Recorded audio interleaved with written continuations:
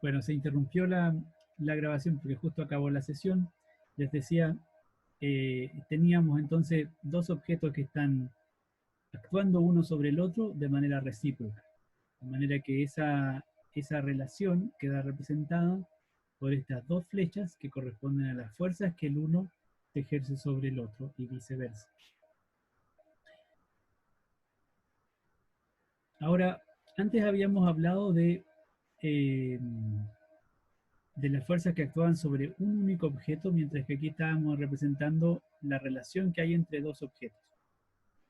Esto es interesante porque en general cuando visualizamos la acción de objetos o de distintos objetos entre sí, a veces ocurre que no actúa una única fuerza sobre un objeto.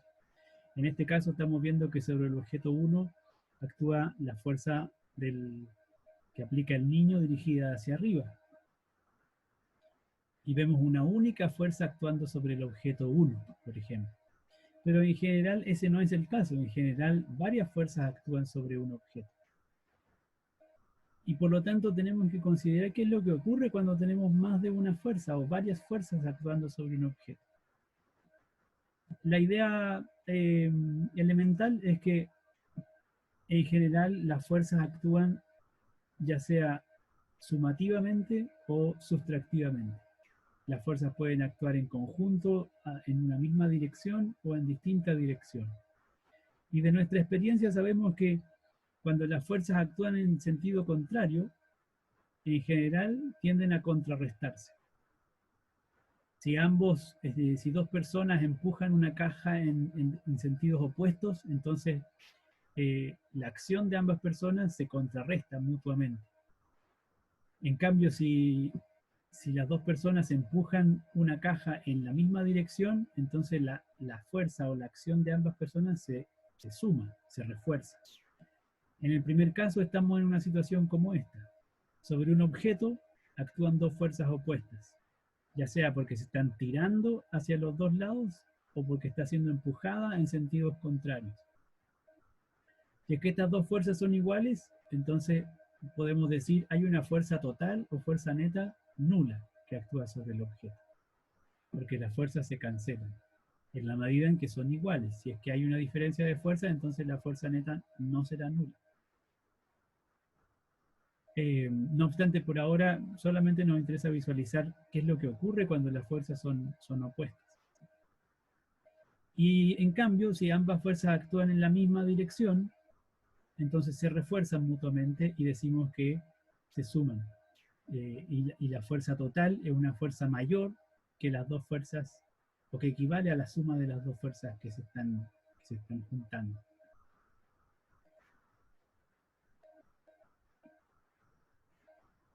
Entonces ahora, si miramos solamente el caso de un objeto y pensamos en todas las fuerzas que actúan sobre el objeto, tenemos que considerar que aquí debiera haber otro elemento actuando, porque por ahora hemos representado la fuerza que el niño ejerce o aplica sobre los libros, y eso es la fuerza roja vertical hacia arriba. Sin embargo, el niño y los libros no están aislados del resto del universo. Ellos están en algún contexto, están en una habitación, están en un campo, están en algún lugar sobre la superficie del planeta Tierra.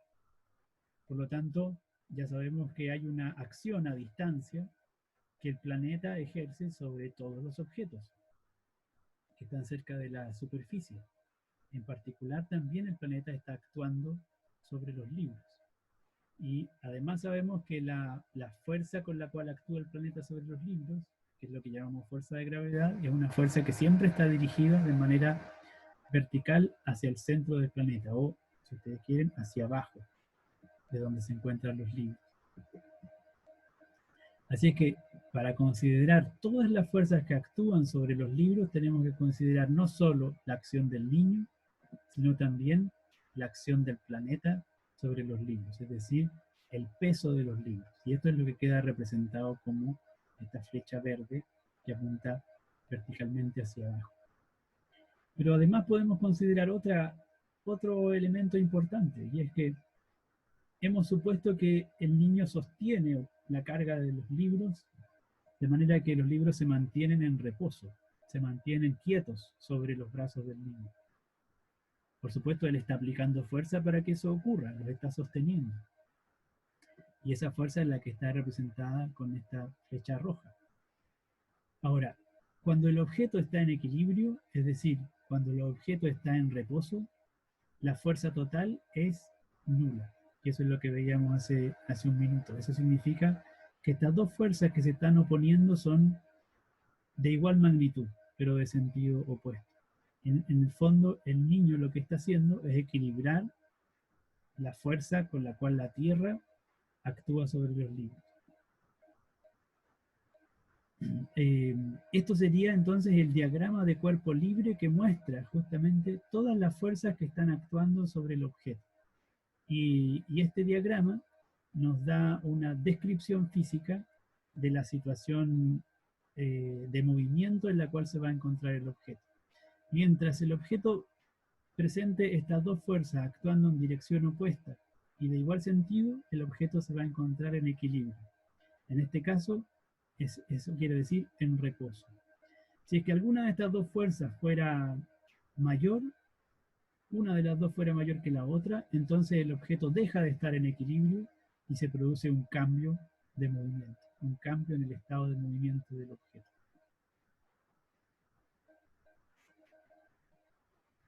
Eso es lo que podemos analizar en estas últimas dos situaciones.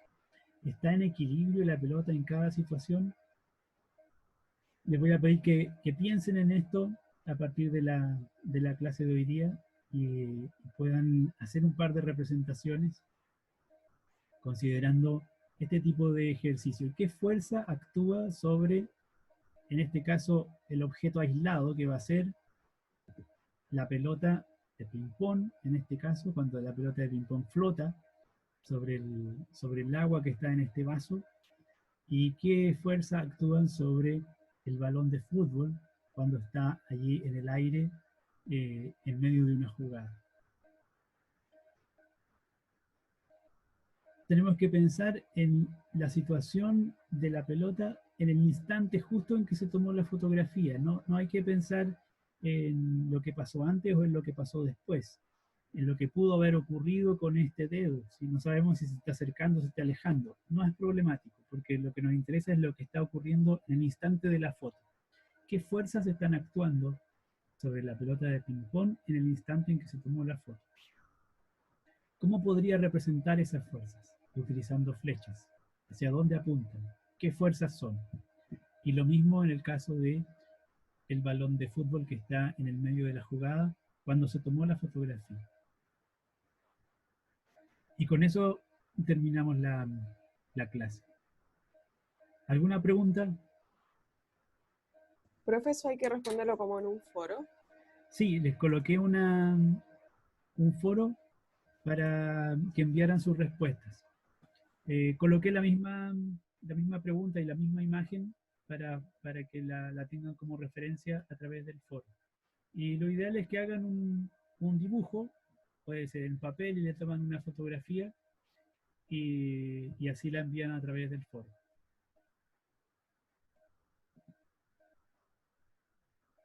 ¿Preguntas, comentarios?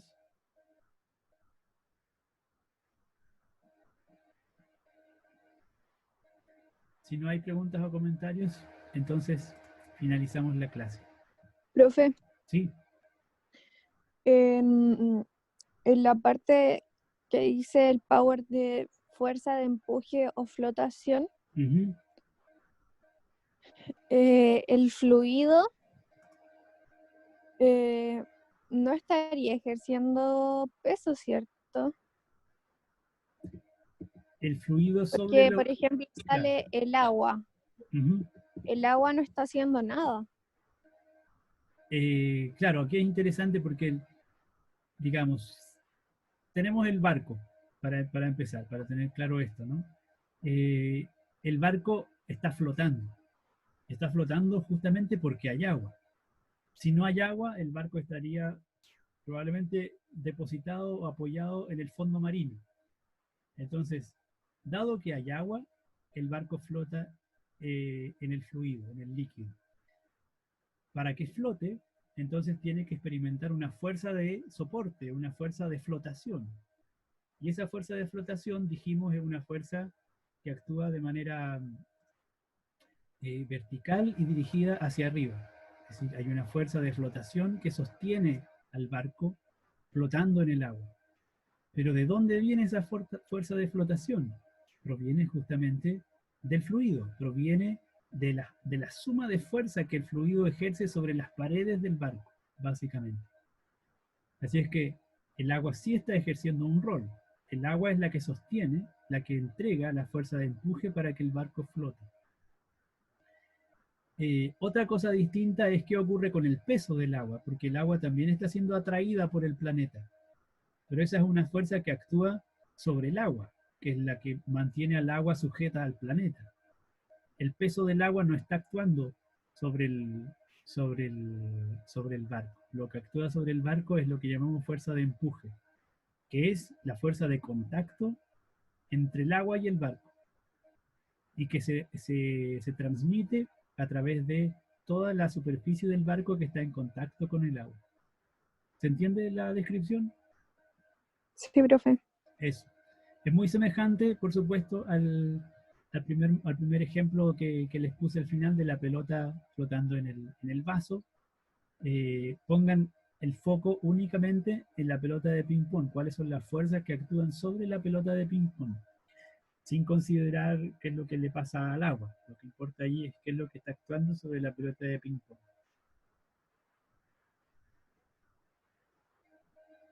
Bueno, eso entonces. ¿No hay más comentarios o preguntas?